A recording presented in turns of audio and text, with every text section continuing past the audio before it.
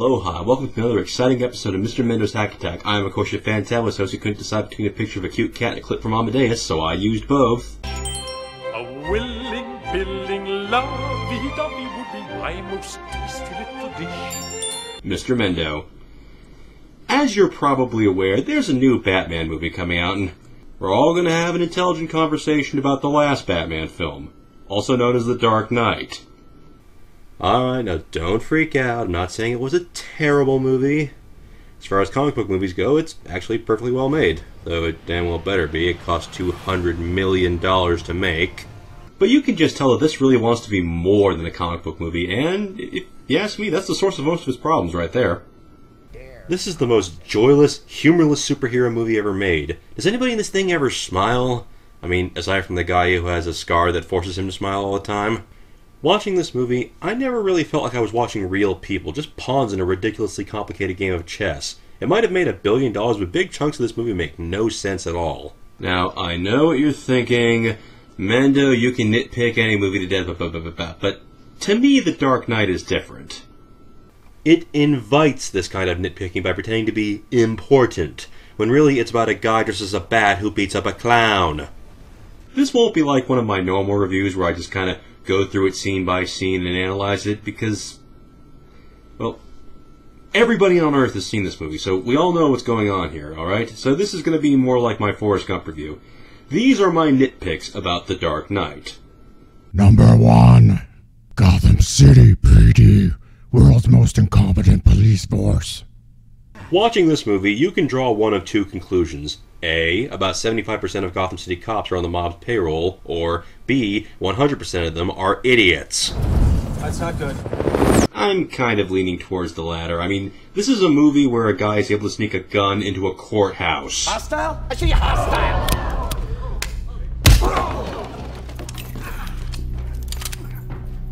Carbon fiber, 28 caliber, made in China. If you want to kill a public servant, Mr. Maroney, I recommend you buy American. Yeah, Harvey survives by sheer dumb luck and brushes it off like nothing happened. In the real world, there would be a massive investigation at the very least. Here it's just another day at the office. Later on, there's a funeral for the police commissioner who was killed by the Joker, who has made it clear that his next target is the mayor. So where do they hold the funeral? Where does the mayor give the eulogy? That's right, in the middle of a major city street in the line of sight of dozens of open windows.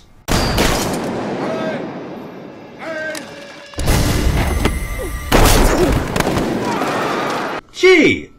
Who the fuck thought that would happen? The cops get even dumber during the big chase scene that's supposed to be the centerpiece of the movie.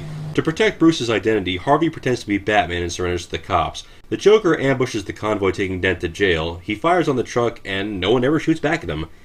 It's bizarre. I mean, what? Are the cops hoping he'll just run out of ammo eventually? What is that? What is that, a bazooka? Really, you're honestly telling me you can't get a beat on this guy. He's right out in the open. He basically has a target on his face. After the big chase, they capture the Joker and throw him in a holding cell. And there's this bit about how they can't identify him. What do we got? No matches on prints, DNA, dental, clothing is custom, no labels. Nothing in his pockets but knives and lint. I guess the writers were being all deep, implying that the Joker has literally no past, but come on, nobody thought to wash off his makeup.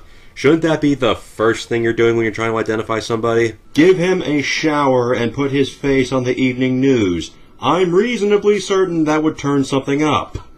After Batman beats the information out of him, they leave the Joker in the interrogation room with just one cop guarding him from inside the interrogation room. So no surprise he becomes the Joker's hostage about 5 minutes later. Really? He couldn't watch him through the one-way glass? The glass he was standing behind for several minutes prior to this? The big finale involves the Joker loading up a couple of ferries with explosives. He gives each ferry captain a detonator and tells them they have 15 minutes to blow up the other boat. And the cops just stand around, waiting to get blown up. Why aren't they thinking of ways to secretly get people off the ferries? Why aren't they trying to defuse the bombs? Guys, you have a bomb squad. Get them on the phone and have them talk you through this. But as it so happens, all of the Joker's schemes rely on the cops being idiots, so, you know, lucky break for him, but more on that in a minute. Number 2. Two-Face's story arc. You know, this whole story arc with Two-Face, it's just way oversold, man. Harvey Dent is Gotham's DA. Bruce sees him as a white knight who's gonna put all the bad guys behind bars and be a symbol of hope to all of Gotham City. Well, I'm sold. Later on, the Joker gives Batman a choice between saving Harvey and saving Rachel, and guess what? He's at 250 52nd Street, and she's on Avenue X. That's just who. Which one you going after? Rachel. That's right, he puts Rachel's life over the life of the so-called savior of the city. Even Batman isn't buying any of this white knight crap. So the Joker tricks Batman into saving Harvey instead, but unfortunately he gets about half his face blown off and becomes Two-Face, the only supervillain with the power to refuse medical treatment. The doctor says you're in agonizing pain, but you won't accept medication. That you're refusing to accept skin grafts. Yeah, I'm calling shenanigans on that one. The doctors would have knocked his ass out. Sadly, this is where the movie's desire to make everything more realistic just fails. A colorful villain from the comics is now just a burn victim. Nolan's version of Two-Face is just grotesque. You spend less time getting involved with his story and more time wondering to yourself, how does he function without an eyelid? Wouldn't that make it impossible for him to sleep? And how can he even talk with half of his mouth burned off? But Two-Face is a man on a mission. The Joker killed his girlfriend, so he's gonna have sweet revenge. Not the Joker, though. That wouldn't make too much sense. No, instead he goes after the people who didn't stop the Joker from killing his girlfriend, because that makes perfect sense. And also he goes after Gordon, who probably did the most of anybody to try to save her. But before he can kill Gordon's son, Batman takes him down, and Harvey dies from the fall. Yeah, after all that build-up, they killed off Two-Face before he did much of anything. But hey, he got almost as much screen time as Venom, so there's that. The body's not even cold and they've already got a plan. Batman will take the rap for all the murders committed by Harvey. You see, they don't want to sully Harvey's image. I killed those people. Yeah, okay, but why not just pin this on the Joker? You know, the psychopath who's been going around killing cops and announcing it ahead of time. He seems like a good fall guy. In fact, now that Harvey's dead, Batman is the only hope the residents of the city have left. Wouldn't it make more sense for Batman's image not to become tarnished? Number 3. The War on Terror. Nothing ruins this movie more than the heavy-handed references to 9/11 and the War on Terror. And you know what? They were just plain unnecessary. In the comics, the Joker is a real psychopath. Part of what makes him scary is the fact that he takes all this intelligence and ability to plan and just depths of pure evil and uses it for ends that are incredibly petty. Here, he's just a terrorist. He even recruits suicide bombers.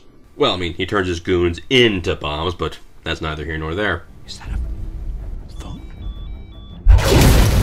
Once the police get Joker into custody, they let Batman use some advanced interrogation techniques on him, also known as violating every civil right he has by beating the crap out of him.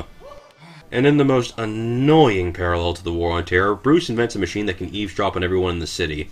It's an obvious reference to wiretapping, which for some reason gets Morgan Freeman all pissed off. With half the city feeding you sonar, you can image all of Gotham. This is wrong. I've got to find this man, Lucius. At what cost? Wait.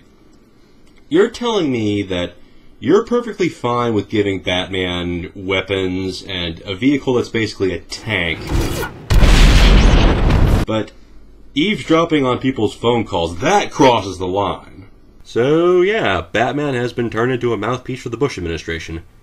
But I don't think that was Nolan's point. I think he was just so determined to make everything nuanced and different shades of gray that he accidentally made a pro-Bush movie.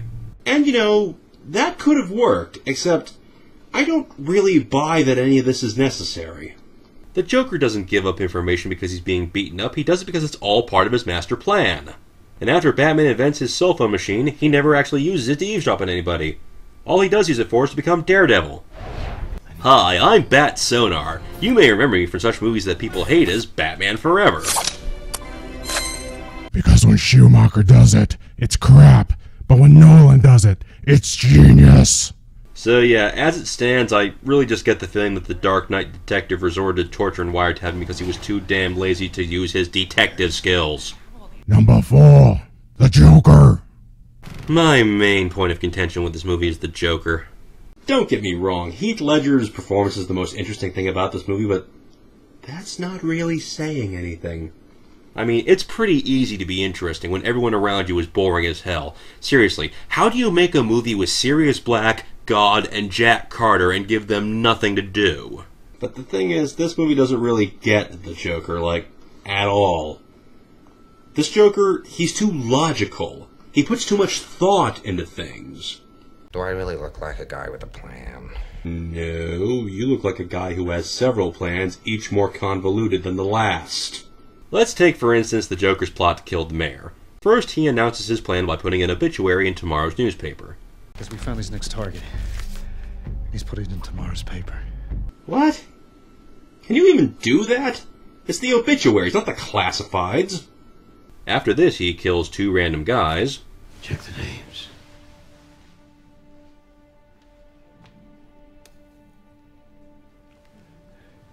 Richard Dent. Patrick Harvey. Harvey Dent. Oh, hold on. Dick York, Dick Sargent, Sergeant York. Wow, that's weird. What's with all the clues the Joker leaves? Did they get him confused with the Riddler or Clue Master? Okay, but back to the plan. The Joker somehow knows that Batman will magically appear at the crime scene and cut a brick from the wall because it contains bullet fragments. He also knows that Batman will use a special machine that can piece together the bullet fragments and somehow give him the fingerprint of the guy who fired the gun. And there's the thumbprint he left when he pushed the round in the clip. Jesus, I wouldn't buy this kind of technology in a Bond movie. The Joker also plans it so that the fingerprint belongs to a guy who lives in an apartment overlooking the Commissioner's funeral. And then he sets up a kitchen timer to go off the exact moment when Bruce shows up and goes to the window. This causes the shade to flip up, distracting the cops, which lets the Joker and his men fire on the mayor. Rube Goldberg on meth could not have come up with something this complicated. And would you believe that's not even the most convoluted plan the Joker comes up with? I don't even have time to get into the one that gets him caught by the police. That one's straight out of Ultima. The Joker planned to be caught. He wanted me to lock him up in the MCU. Right. So, according to my calculations, the Joker's plan contained everything that was in Batman's insanely complicated plan to catch him, plus some other stuff that's even more complicated. It's a superset of bullshit. And for God's sake, how the hell does the Joker blow up an entire hospital? Seriously, he does a fully controlled demolition. How could he plant all those explosives without anyone noticing? It's not like he could just sneak in after it was closed. This is a hospital. It's populated 24 hours a day. On a related note, I have a real issue with the concept of posthumous Oscars. Call me cynical, but I'm betting Robert Downey Jr. would have appreciated that Oscar a lot more than a corpse. And those are my Dark Knight nitpicks. This movie could have avoided all this. Could have been a little less complicated, but no.